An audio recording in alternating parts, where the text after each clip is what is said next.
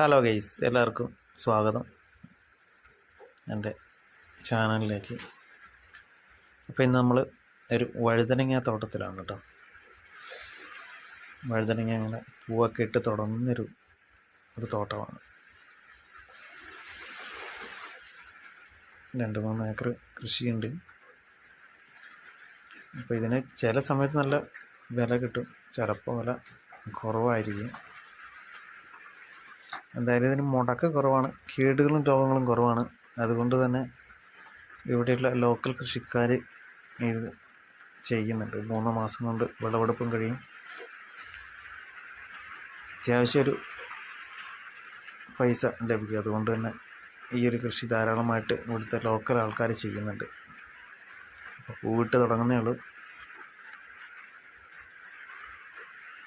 അപ്പോൾ കായൊക്കെ അതിലേക്ക് ആയി വരുന്നുണ്ട്.